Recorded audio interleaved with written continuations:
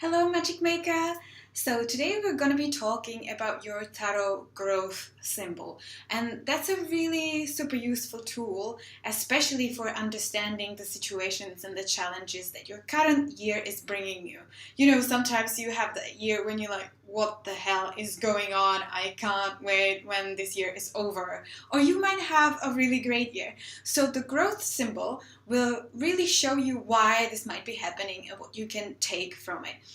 If you haven't watched my previous video about your life symbols in tarot, do so because these two, the life symbols and the growth symbols, they really work well together.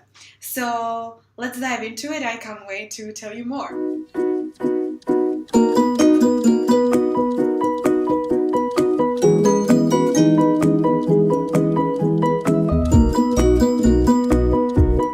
Like I've already said, the growth symbols are really good for understanding what stage or part of your journey you're currently at. We'll be working with the major arcana cards only again, just like with the life symbols. And the reason is that if you look at the major arcana cards, they form a story. They tell a story. It starts with the Fool, with kind of like a little baby with a newborn that, has no experiences and everything's awaiting him.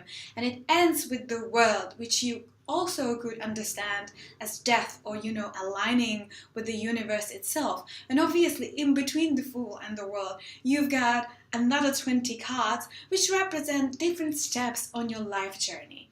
So the growth symbol is really about identifying which step on your life journey you're currently at and what gifts and challenges that brings to you in this very moment, in this very year that you're living. So let's say you're having a really crappy year and you're like, what the hell is going on? What is this supposed to mean? What am I supposed to get out of this? And that's what the growth symbol will help you with. It will point you into a direction, into a specific topic that again kind of shows you the biggest potential for growth and expansion this current year. And it will tell you, this is what you gotta master this year, because if you don't, it's not that like the world will stop spinning or something, nothing horrible will happen. It's just that you won't be as ready to make a smooth transition into another step of your story, into another part of it, and it will be probably much more difficult and challenging for you in the future as well. Now, I should get clear on terminology here, because when I'm talking about your current year, I'm not talking about the astronomical year or the calendar year, but about your year, which is calculated from your last birthday, okay? So let's say I was born in October, and so my last birthday was in 2015. So that means that right now I am running towards the end of my current growth symbol, which will change again this October 2016. Now, to make it again more understandable and comprehensible for you, I'll put again like a little graphic with an example into the video. You'll see it in a second, so that you know how to calculate your growth symbol properly. Now, once you have it calculated once, it's actually super easy to calculate the next one because you just add one number, right? So let's say you already had your birthday this year and it was in August. So you will add all the numbers in the date of your last birthday together and it will give you 24. But because we don't have more than 22 cards in the major arcana with the 22 representing the Fool, you have to add those two numbers again, the 2 and the 4, and you will get 6, which is the Lovers, and that's your growth symbol for this upcoming year. My birthday is in October, so it's still ahead of me, and my last was in 2015. And again, when I add all the numbers together, it gives me 11, which is lower than 22, so I keep it. I don't have to do anything more with it. You could see from the previous example that my number for growth for this current year is number 11, which in my Fountain Tarot deck is the Strength. Now, this particular number 11 and 8, can be a little bit tricky. Really depends which deck you are using primarily, because some of them assign different meanings to these cards. So for example, in my Fountain Tarot, number 11 is for strength, but in my Circle Tarot, it's card number 8, because 11 would be for justice. But because I'm using my Fountain Tarot as my primary deck for this, I am sticking with strength. And that's what you can do too. Whatever deck you're using primarily for this exercise, just use whatever the deck has for that specific number.